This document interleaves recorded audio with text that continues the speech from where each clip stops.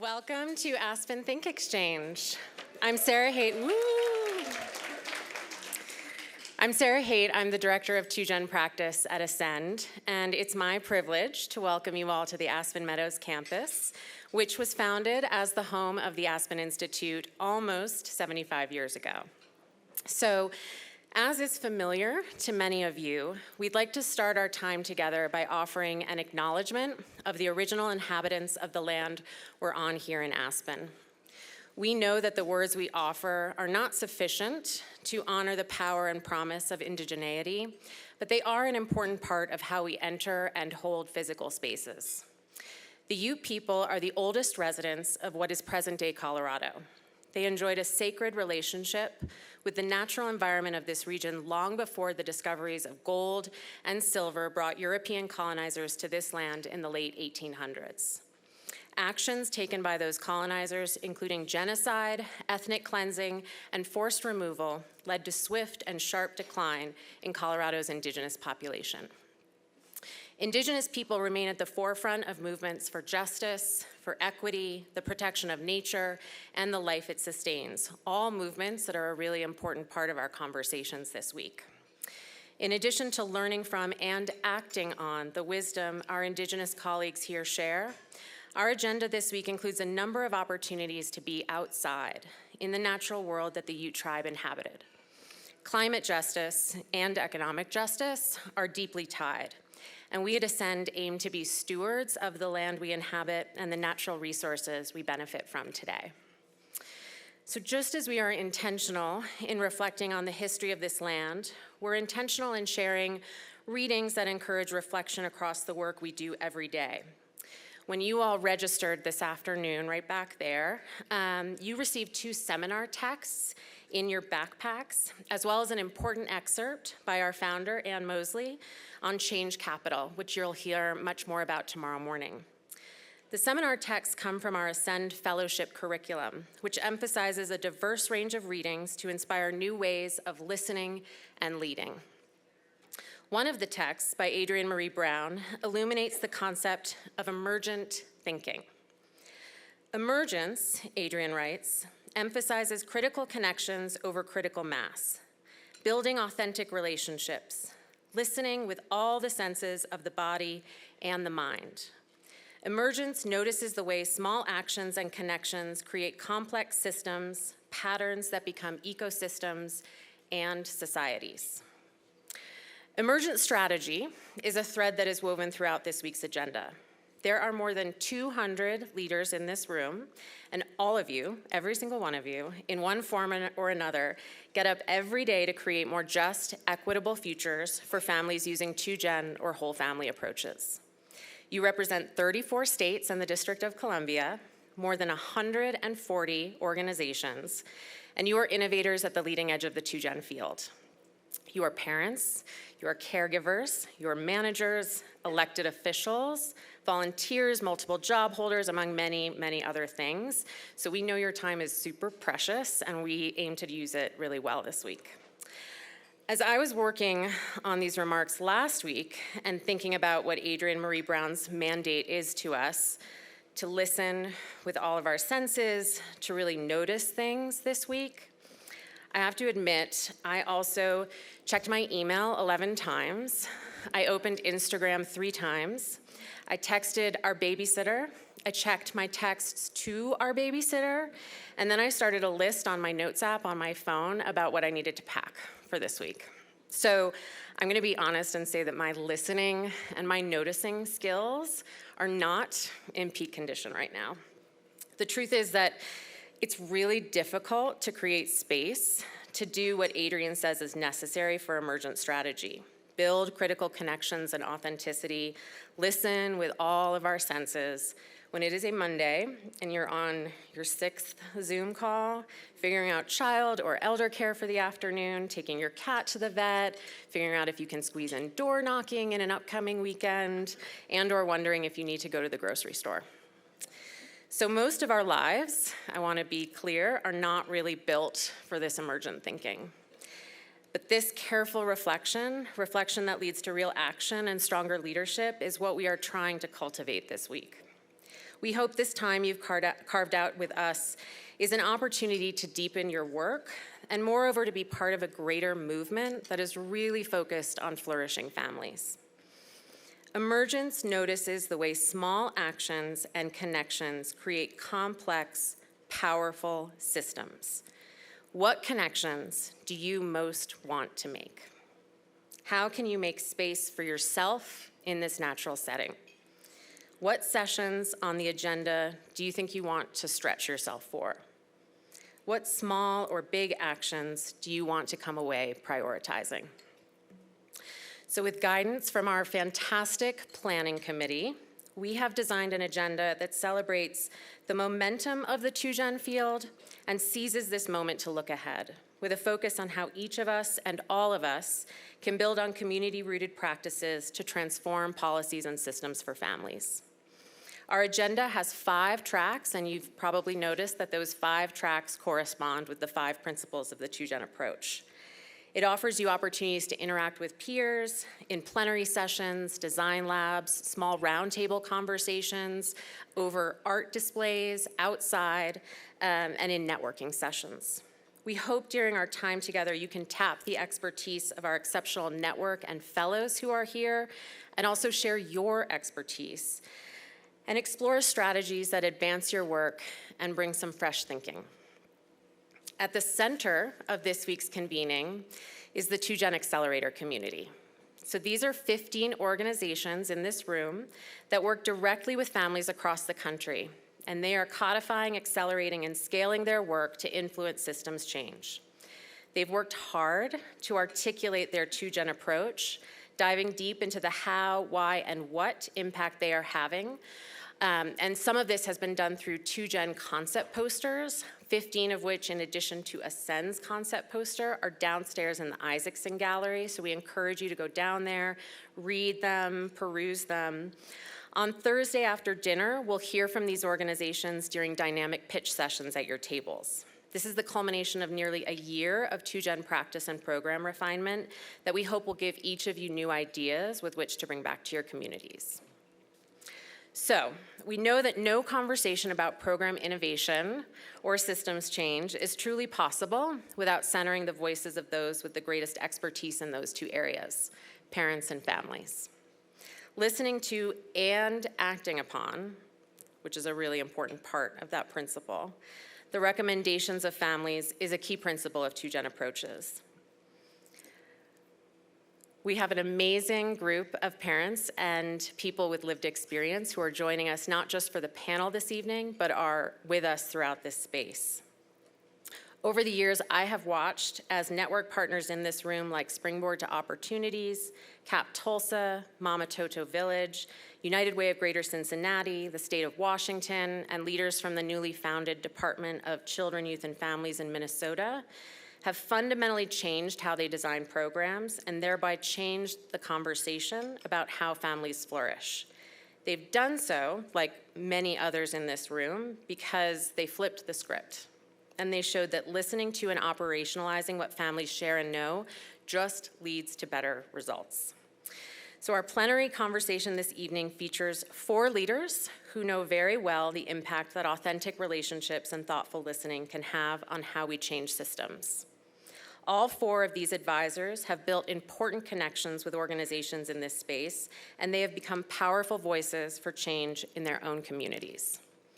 Tonight, Tameka Henry, Jesus Benitez, Mistral Olaverria, and Mikah Jorgensen will share their wisdom on how to strengthen 2Gen approaches, including how to better listen to families, truly listen, and make changes that are not always easy and are not always comfortable. We're lucky to have Claire Thornton here to moderate this conversation. Claire is a reporter with USA Today, where she covers social services and has covered issues like the opioid epidemic and the criminalization of the unhoused. Claire comes from a family of Texans and is the proud product of a public school teacher and state government worker. So with that, I welcome you all to Think Exchange. Thank you for being here. Thank you for traveling so far and wide, especially today. I know it's been a long day. And please join me in welcoming our 4 parent advisors for this conversation.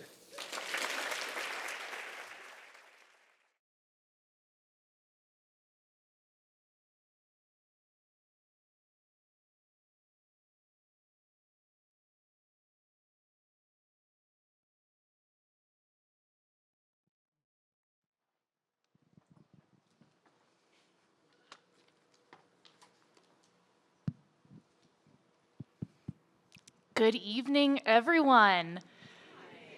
Welcome to Think Exchange. How is everyone feeling this evening? Like Sarah said, my name is Claire Thornton. It is an honor and such a pleasure to be here in beautiful Aspen in October. I was just so delighted when I was invited to come participate in this panel.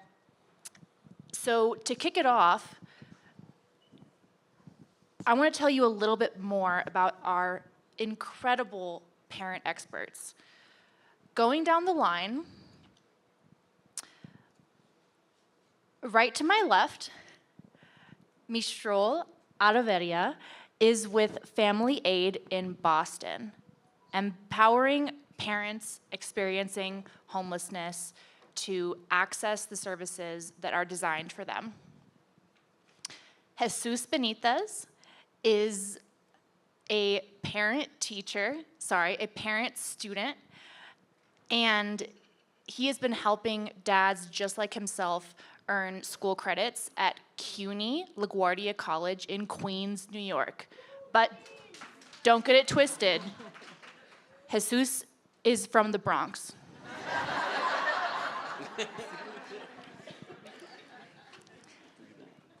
Next, we have Tameka Henry.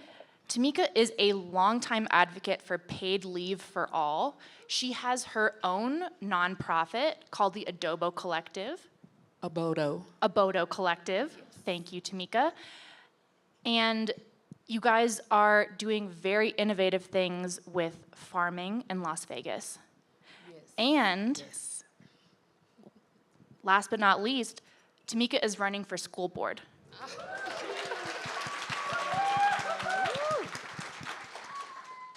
And Mikah Jorgensen is with New Moms in Chicago. Like Jesus, she's also a student parent, and she is leveraging her expertise to improve the lives of other moms earning degrees in Chicago.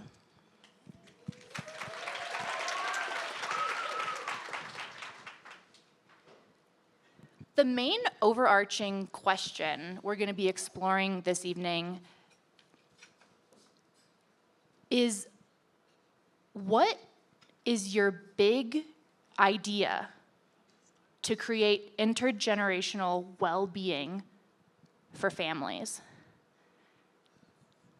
I start.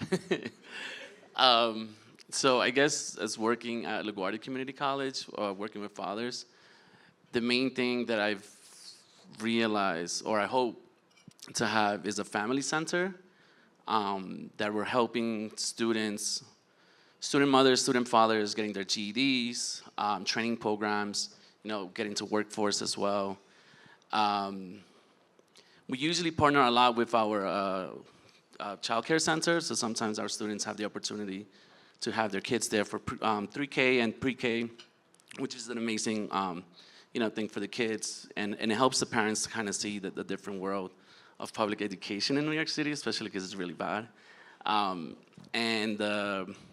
But also is the most important part is the transitioning to college, the student retention part, where I focus a lot with our students.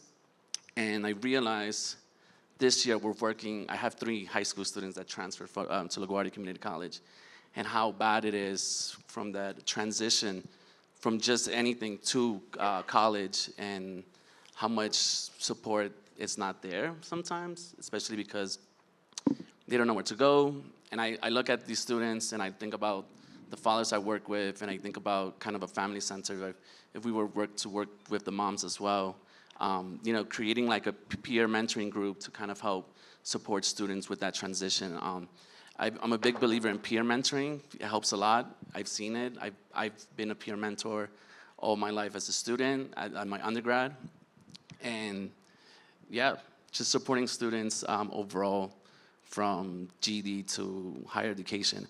And I've seen that the brothers that we helped a lot in LaGuardia Community College, when they get their associates, the majority of them, 98% of the time, do transfer to a bachelor's because they are more confident.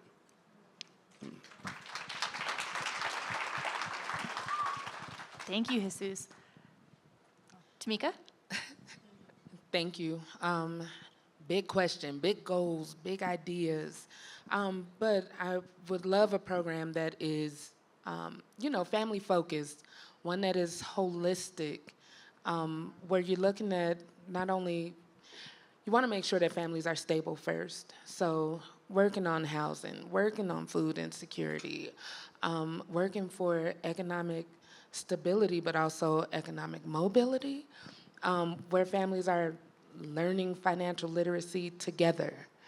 One where, even with education, for those families who want to continue their education, whether it's through college or career, but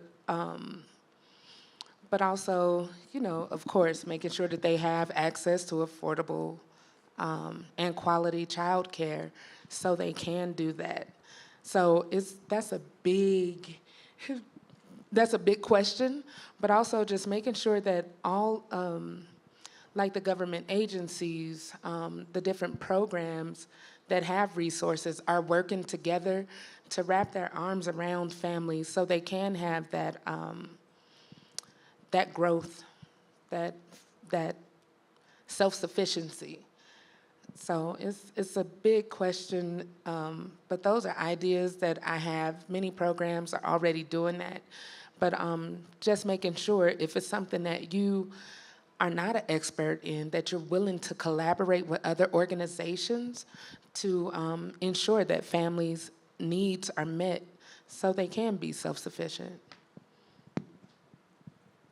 My big idea would be, as Tameka said, more of a holistic approach, creating like a community HUD where all the families in the shelter program is able to receive all the services where they stay at, where it comes from child care to job training, any educational training, as well, health and wellness, coaching, mental health counseling. I can say that our agency, FamilyAid, is moving in that direction. One of our new shelters that is soon to be open will have all that provided for our families. Working previously in the shelter program, I noticed that a lot of our families couldn't focus on their own personal goals because their main focus was housing. And it'd be having to move around to different agencies to get all their services. There was not enough time in the day in order to get those things completed. So they always focused on housing first, and then once I get housed, I'll focus on myself. But we're able to work on that now while they're in shelter. I think we can prepare them for a better future. I would say it's a combination of what everyone said. In addition to using my own voice to spread awareness, because I've come to realize that the most power comes from being an active student parent. Because once I leave that role, then my voice is dimmed. And I want to be able to allow every student parent to feel that empowerment. Thank you so much, Mikah. So, as I have learned more about the two-gen approach, it's something that I have kind of been familiar with it, but this convening is helping me put words and definitions to it that I didn't have access to before quite so much. And a quote that organizers shared with me from founder Ann Mosley that really has resonated with me is that a parent is only going to be as happy as their least happy child. And a child is only going to thrive as much as their parent is able to thrive. And the life experiences and stories that bring us together on this stage, each of you has so many powerful personal stories to tell regarding the two-gen approach. So from your own perspective, what has been your experience in two-gen programs? What has worked really well, and what has worked not quite so well? Tameka? I'll start. Listen, I wouldn't be on this stage if it wasn't for the Osceola Learning Head Start program. Head Start changed my life. It absolutely did. Yes, please clap. Because Head Start is changing the lives of so many families throughout this country, and I, again, wouldn't be here if it wasn't for one of the best two-generation programs that exist. They met me where I was as a parent. I just wanted to drop my children off and go back home, but no. You know, can you stay? Would you like to volunteer at lunch? Do you know anything about, we have a parent committee. Would you like to be a part of that? Oh, you're part of the parent committee. Can you please make the agenda for the next meeting? Oh, do you mind inviting a few more parents to come? Are there things that you want to learn more about? And it goes on, and I'm thankful that they embraced me, embraced me, but also empowered me to be the leader that I am today. Empowered me to be my child's first teacher, where I felt that college was not my children's trajectory. And now it became an expectation, even for my children. They received a high-quality early childhood education, and now one is in college in her senior year at Nevada State University. Thank you. And the other is a senior at a wonderful magnet school in Las Vegas, Northwest Tech Academy. So for me, two-generation programs work when they not only embrace families, engage them in a meaningful way, where you are, but where is it that you want to be? I wouldn't have went to college if it wasn't for Head Start. I wouldn't have served on policy councils, and now I'm the chairperson of my board of directors at Head Start, Clark County at home, and then empowered me enough to where I have the nerve to run for school board, right? But it's, yes, and I'm gonna win. And I'm gonna win. But that's the importance of the work that you all are doing every day. You never know what seed you're gonna plant and how you cultivate it and how it will blossom and grow. And so I'm able to do that same type of work in my day work as the executive director of the Obodo Collective. We have a bold mission of eliminating multi-generational poverty in our communities by providing long-term supports and solutions. So it started with food. We have a community garden in Las Vegas where we grow food, but we also show families together how to grow food. But then, we also build relationships with those families. We find out what it is that they need, and we build a pathway with them. Not for them. We're not doing this to you. What is it that you would like to do? And then we scramble to find the resources to make sure that it happens.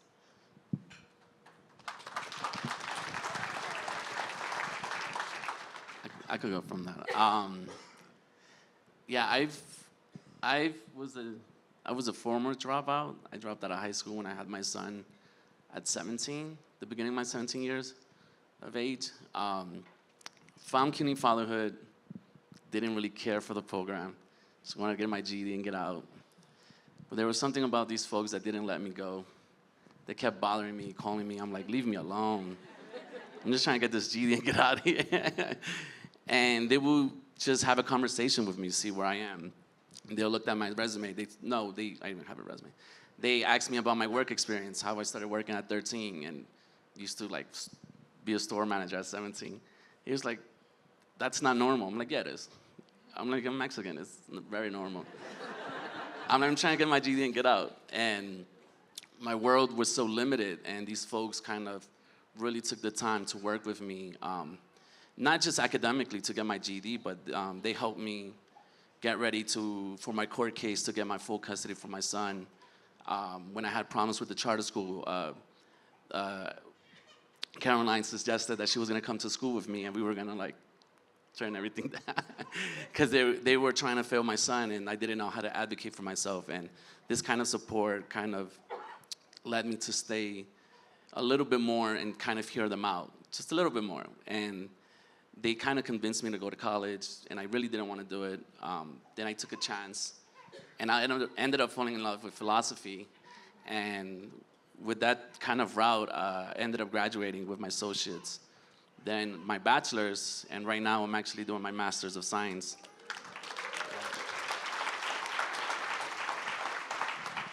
Yeah, and the Master of Science just because I'm bored, but but it shows how much I have grown, because I've never thought that school would be my thing. And it helps a lot with my son, because now the conversations that we talk about is, going to college. He wants to go to college in Canada. When I was his age, being a kid from the Bronx, I would never think about going to, anywhere outside of New York. He just told me that his school told him there's an opportunity for study abroad, and I'm like, what the hell? It's crazy. But it also led me to the work over here at Aspen, with Robert Johnson Foundation, Kresge, and I'm part of the SLT committee with the school, my son's school, to do policy and regulations, especially because I always go to these events and I always see white folks. And I'm like, no, I've met a lot of the black and brown folks and their working families that can't show up. So I'm like, you know what, I could show up. I can take a leave of absence that day and just show up so I can, help support other students. And my son laughs because he's like, you hate that stuff, why you keep going? I'm like, it's important. Like, don't tell me. But it has led me to kind of the world I am now, as an educator, philosopher, which I would never had imagined. When I was in Fatherhood, I was holding like 4 stolen iPhones. It was a whole different world, but yeah, it kind of shows how the importance of kind of what a 2-gen approach can do. And even for school, like they helped me a lot for my sons as well. So it's been an amazing journey. Thank you, Jesus. Everything you've said has given me just this desire to immediately go to Mikah next. Mikah, tell everyone more about what has led you to pursue the path of higher education. What has made this your goal? So, growing up, I did not have the best life. I'm getting a little personal here, but the reason in me doing so is to just show that your background doesn't necessarily determine your future.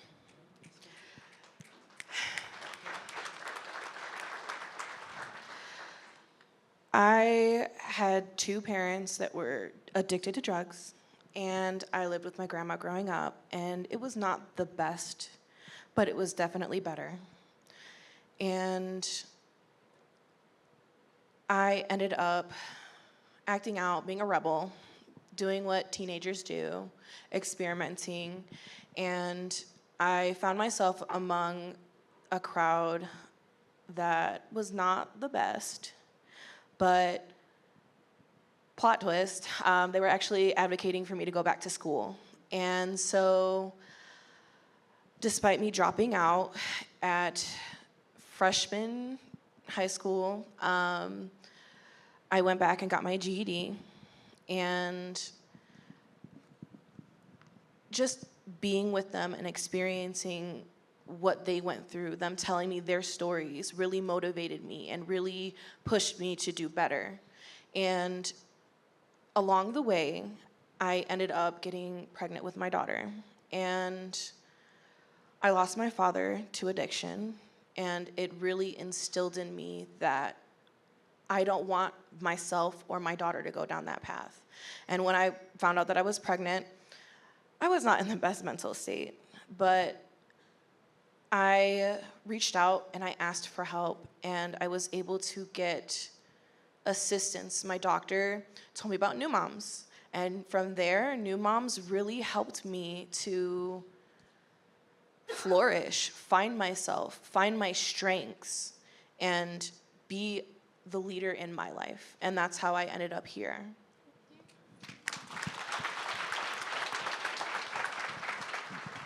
Thank you, Mikah. So you guys are all doing so much. You're having such a big impact. You're accomplishing things in different realms. What motivates you at your core? You are parent experts who've made the decision to use your expertise to serve other parents. When did you realize that you were an advocate doing all this? I can start off. I can start from the late 1990s. My mother decided to move to Boston from New York City because it wasn't a nice place to raise 4 kids. My mother was homeless. She didn't know where to go. A friend told her, go to across the street from South Station. There's an agency there that's able to help you. Come to find out, that agency was called Traveler Aid Agency, which is now known as FamilyAid, the agency that I'm working for. I found that out just 2 years ago when our agency asked me to do an interview. And my mother gave me the card, and I'm like, do you know this is the agency that I work for? You clearly don't listen to me. From there, something sparked in me. And I'm like, wow, this is actually my call. I feel like we all have a call in this world, and my call is definitely to serve others. For me, I was just doing it because it felt good, but I didn't know it was a calling. My mother had a hard time being undocumented with 4 kids, trying to navigate the world in a country she does not know. It was hard for me because there's a lot of instability growing up. I went to probably about 10 different elementary schools. There was a lot of trauma going at home where I even got held back. My mother didn't even think I was going to be able to graduate at all because of all the troubles that was going on at home, and I was never focused in school. Fast forward, I graduated with my bachelor's in criminal justice and psychology. 2 years later, I graduated with my master's in criminal justice. And I am now currently completing my MBA, concentrating in leadership, which I graduated in December. The work that I do every day, seeing the family that I serve and seeing how happy they are at the end of even though they don't want to graduate our program, and seeing how far they come along gives me hope. And to go back to the question about the 2-gen approach, if my mother had that approach when she was in shelter, I think it would have helped her a lot more. And a lot of the trauma that we experienced as kids could have been prevented. And so when I serve my families, I look at those kids and I think of, what kind of help does your mom need in order for you to succeed? Because seeing those children in shelter breaks my heart. And I was one of those once upon a time, and it was not a good story. So I always try to give them hope and tell them a little bit about my story, to give them also hope that at the end of the tunnel there is light, because I am a walking representation of that as well.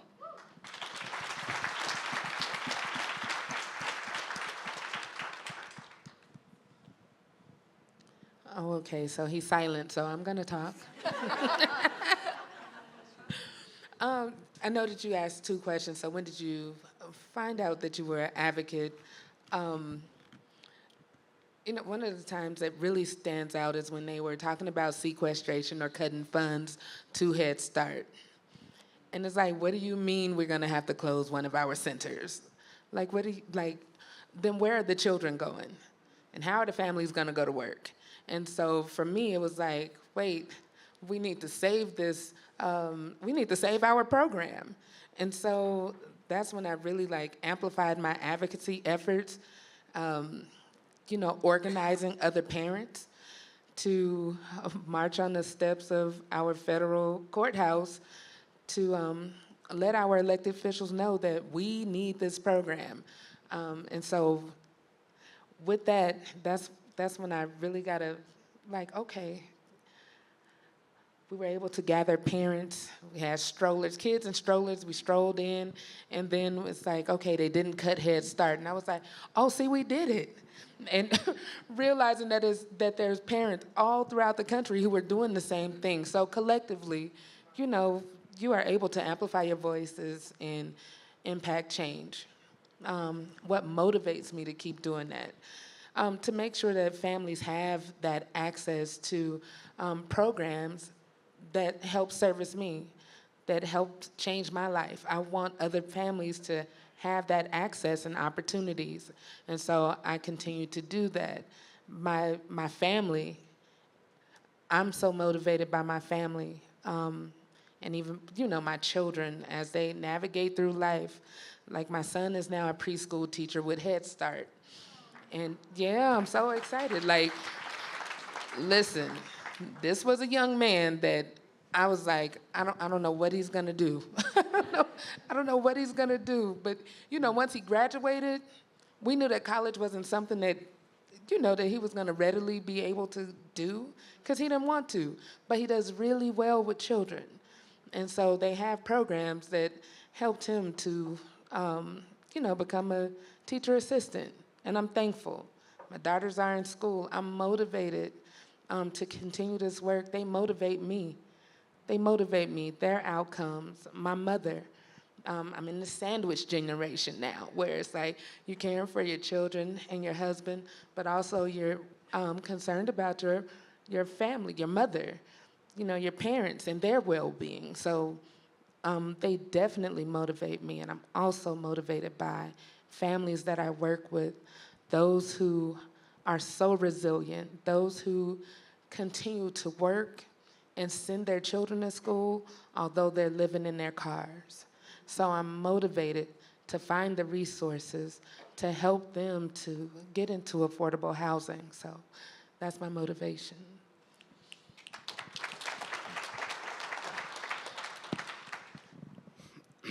So what motivates me? So when I had my son at 17, I thought my life was kind of over. Like I couldn't do anything else for myself. I just had to work and provide. And when I met the folks at Fatherhood, you know, they showed me something different, explaining the whole thing that I could do something for myself. Then I found philosophy and the idea of having the power to create the image you want to present to the world. And I realized that it was up to me to kind of do this for myself. I felt like I had to become selfish a little bit. And when I did, and I saw what brought me, I wanted to give the same, I wanted to make the brothers that I've met through the program realize that they had a second chance as well. It became first with Fatherhood, then became with my students at Crear Futuros, where there were single moms. And then it became the idea that I wanted to help the first generation Black and Latinos get their second chance, because we don't have our opportunities like everyone else, especially since the transition from middle school to high school with my son. I realized how horrible the public schools are in New York, and how much the schools in the Bronx have no money compared to the ones in the city in Lower East Side, or by the Upper East Side or Upper West. And I realized how bad it was. So as an intellect, I made it my duty to always provide services for students and for my students in programs and non-students, because I have students that are not from any programs. I just help anyone get into LaGuardia Community College if they want to. So I have non-official students, and so I made it my duty to that. And what motivates me is that this is the way that I can disrupt the system in order to help my brothers and sisters to get their second chance.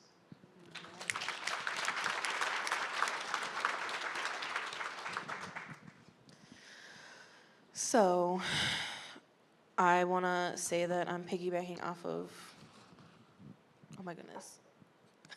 Sorry, y'all, mom brain. But yeah, having my daughter really, really helped me to learn what examples I want to set for her by leading. And I want to say also my experiences growing up. Like I said, I didn't grow up with the best childhood, but it also taught me to really check myself, check my biases. Like anytime you see a homeless person walking down the street or someone comes up to you asking you for money, I don't sit there and look at that person and think negatively. Like the first thing that comes to my head, I don't acknowledge it because there's a saying that I saw a long time ago, and it's your first thought is what society taught you to think. Your second thought is what you really value. So I try to take that and keep an open mind with everything that I do, and that involves advocacy, because I don't think that keeping a closed mind will definitely get things done.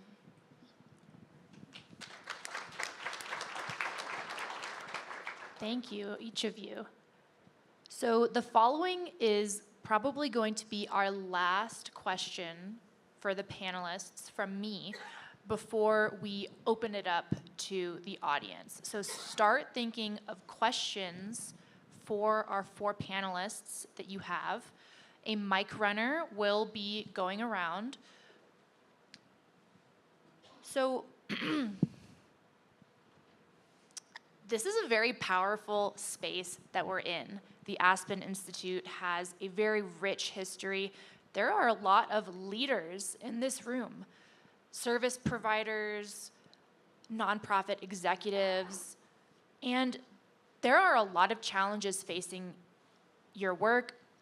We know that there are a lot of challenges facing the work of the 4 people up here on stage. I've already talked with you guys a little bit about where you want to be in 5 years.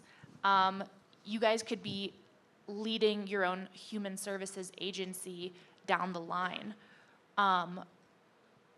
Speaking to this audience gathered here, what do you wish more program leaders would do? What has worked well? What do you want the people in this room to go home with? I could start. So I'm in school for my bachelor's of social work, and something that was really intriguing for me is our biases and acknowledging them. So for me, this semester my professor pulled out a worldview, and it had the lines of agree, strongly agree, disagree, strongly disagree. And they were very open-ended questions. And I found them very hard because there's so much context required behind some of these questions. And then I started to really reflect and think about my values and think about where I stand and applying those to those questions.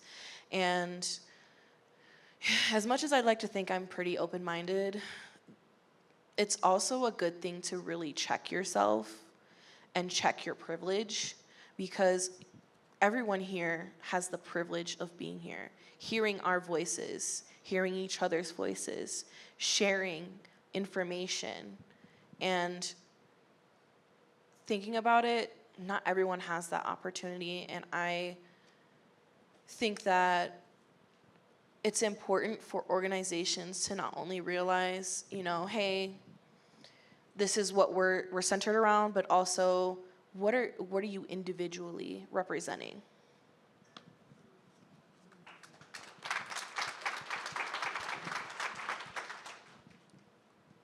You're gonna wait on me, huh? All right. I lost the question. I'm so sorry. No, it's what do you want the leaders in this room to know about what has worked well for you? Yes, building relationships, not only with those that you're providing services for, but also with your staff members, checking in with them, making sure that they are good and they are all right. And you also said where I see myself in 5 years. There was so much in the question. I run a nonprofit right now. We're a small and mighty team of 2. Oftentimes we get overlooked for funding, and especially being new. But, just the impact that we've been able to have in a 3-year period, helping 1,500 individuals stay housed, also growing over 2,000 pounds worth of food in a food insecure, in a food desert, is amazing work for 2 individuals. And so just continuing to collaborate with organizations that are doing great work, even when they're smaller than yours. And so I'm just looking because I'm thankful for programs like the Jeremiah Project, because they're in Las Vegas now. And I'm always sending families there because I know that we can't handle it. Also, I think that it's important to know, we'll have these bold missions and we have these goals and we have our pillars, but making sure if it's something that you can no longer handle, it's okay to reevaluate your mission and your goals, and sometimes you may have to scale back. And I know that it hurts because there's families that you may not be able to support. This is real personal for me, but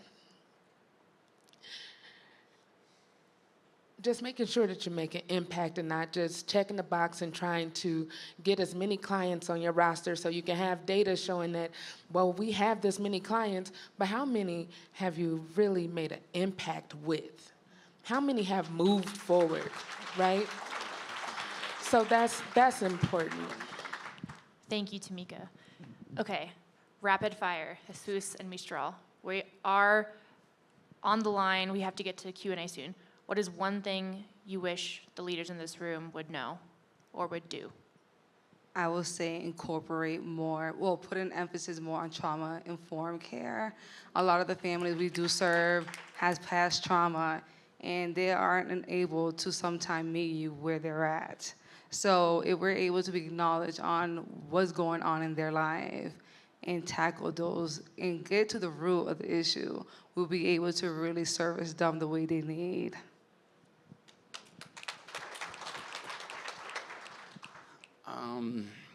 Well, it would be bouncing from both, because meeting students as students and not numbers, I think we get into this whole idea that, we have to, and I get it, city needs the numbers, but sometimes we have a student that needs to, maybe cannot finish the program because, his life balance is not too well, he needs to get out.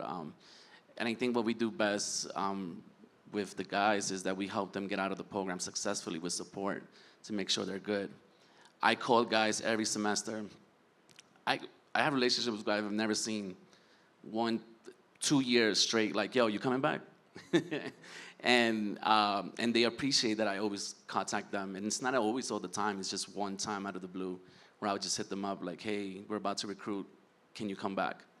And it's just that simple, and we build that relationship. When they come, they're the ones that are succeed the best and the quickest, pass their GEDs fast. So I get it that we have to provide numbers. We gotta provide numbers for the city too, but sometimes these students need a little bit more help, and sometimes they just can't do it, and they need to get that balance back.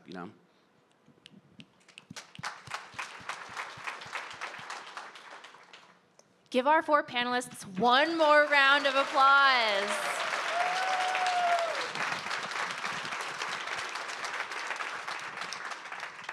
Thank you.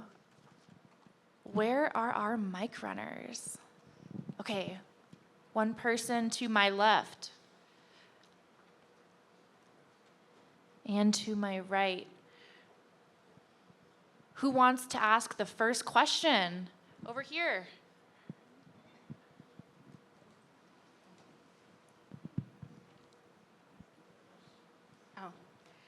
Hi. Wow. I'm just I love you guys. You guys are so amazing. I have a question.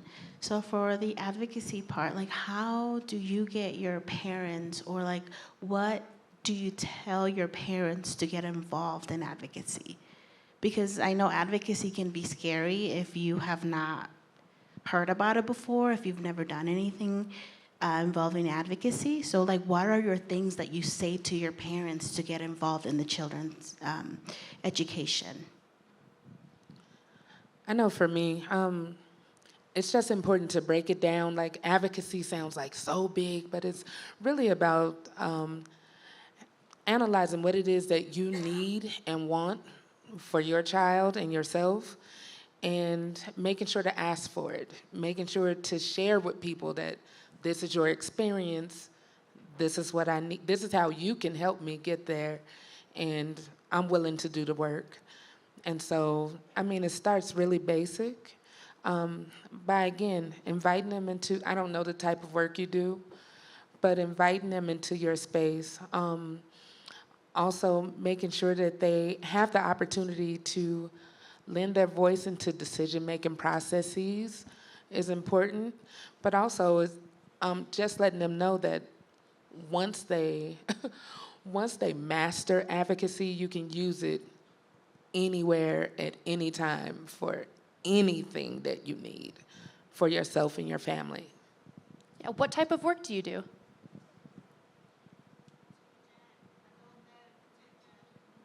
Okay, thank you. Do we want to go to the next question? Right here in the middle.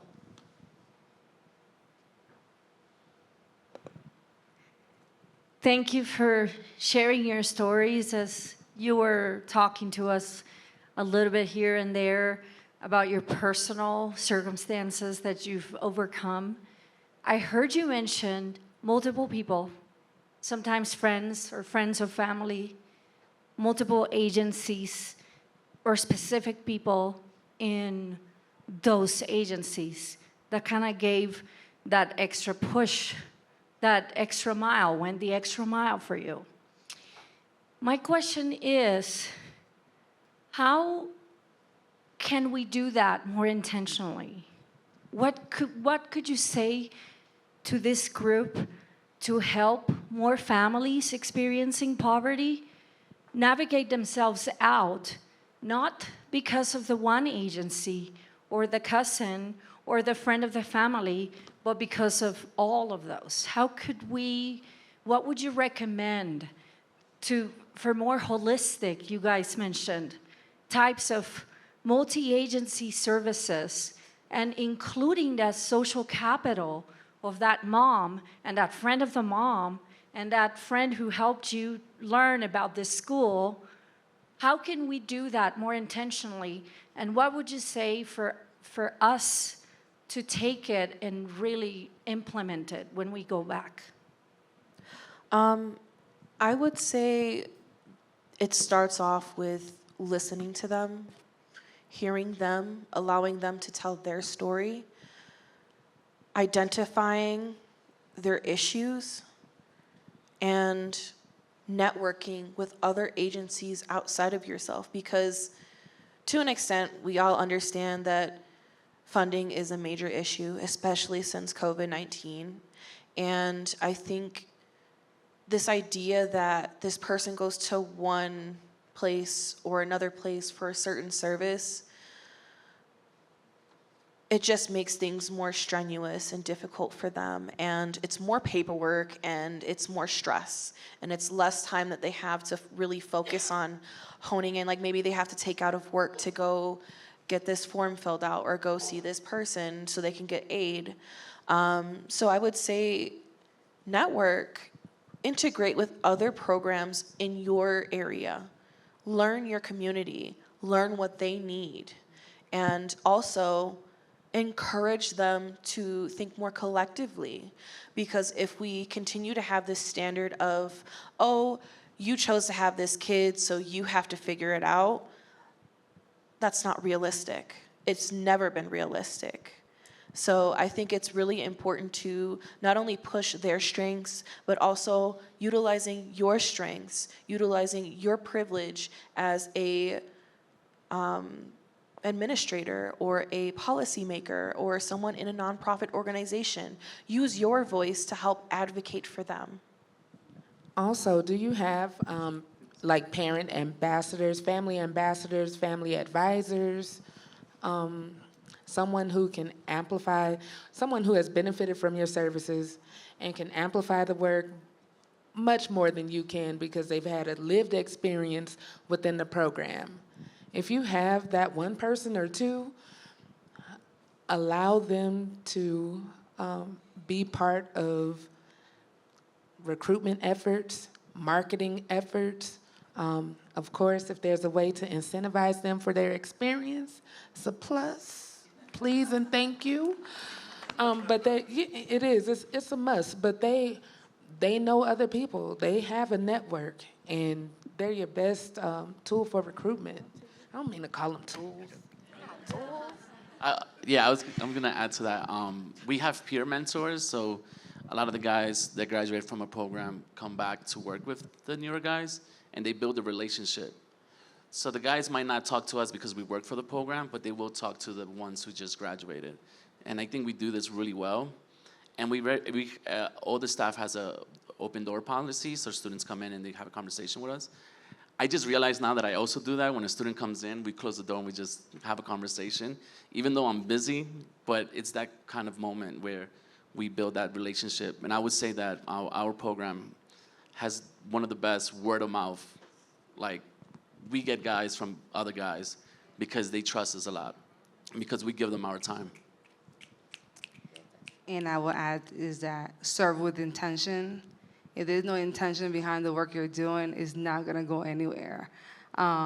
If the families you're serving feels like you are invested in their story and changing their life, they will say to their friend, hey, this agency helped me with this, maybe you can go there and get the same help as well. They served me, they heard me, and they provided. I serve all my clients with intention, to the point that my clients give my emails to their friends thinking that I'm able to help them, but I guide them. I give them the resources they need in order to see if they land at FamilyAid. I know not all agencies serve the same way, but as long as you're serving with intention, we're already spreading the word.